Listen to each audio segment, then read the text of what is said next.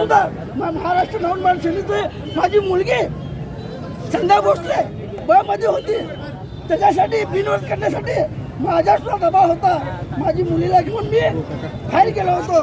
हे बघा, ह्या कारभारी ज्ञानेश्वर कारभारी ह्याचे 5 मिस कॉल, हे अजित गायकवाड ह्याचे मिस कॉल, हे नरेंद्र काळे ह्याचे 2 मिस कॉल, हे सर्व हे दबाव मला सुद्धा माझ्या मनसेचं सीट हे करा पॅनल आपल्याला बिनविरोध आणत आहे. या अनुषंगानं त्यांनी प्रयत्न केला. सकाळपासून आम्ही गेलो, माझा काही विषय नव्हता. नंतर ही बाळासाहेब सर्वदे हा मनसेचा विद्यार्थी सेनेचा शहर अध्यक्ष होता. त्यांनी फक्त त्यांना जाऊन बोलल्यानं का असं काय केलं, समाज आपला एक आहे, आपल्या समाजामध्ये तुम्ही असं भांडण का करता, एकमेकांच्या समाजाने घ्या, हे बोलायला त्याचा भाऊ बाजीराव सर्वदे आणि बाळासाहेब सर्वदे गेले असता. त्यांनी शंकर शिंदे, शालन शिंदे त्यांचे जे मुलं आहेत त्यांचे MLC मध्ये नाव आहेत, हे नाव बघा.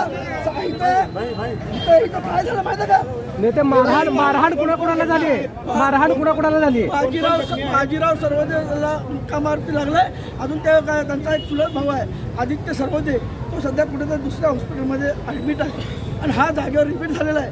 भारतीय जनता पार्टी कोणाचा मृत्यू झाला, बाळासाहेब पांडुरंग सर्वदे महाराष्ट्र नवनिर्माण सेना विद्यार्थी सेनेचा शहर अध्यक्ष आहे, तो सोलापूरचा.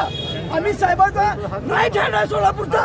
या भाजपच्या राजकारणामध्ये या आमदारांनी या किरण देशमुखला आणि या पॅनलला बिनविरोध आणण्यासाठी मनसेच्या शहर अध्यक्षाला बळी केलाय. मला फडणवीसला सांगायचं आहे, या विजय देशमुखच्या आमदारकी रद्द केली पाहिजे, या किरण देशमुखला बेड्या घातल्या पाहिजेत. यांना कोणी मारहाण केली. नगरसेविका शालन शंकर शिंदे बाबू शिंदे तिचा नवरा, त्याची जी सुपत मुलं आहेत मला माहित नाही. माघारी घेतली होती का आज, माघारी घेतली होती, घेतली होती सगळं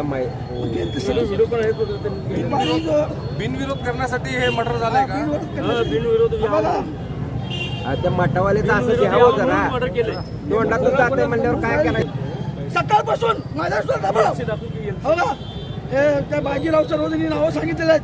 विशाल शंकर शिंदे, आशिष शंकर शिंदे, सुनील शंकर शिंदे, अमर शंकर शिंदे, अजून काय पुण्याचा मुख्य सूत्रधार कोण आहे? काय वाटतं तुम्हाला? मुख्य सूत्रधार या सोलापूर शहर उत्तरचे आमदार विजय कुमार देशमुख आणि त्याचा मुलगा किरण देशमुख या घटनेला कारणीभूत आहे.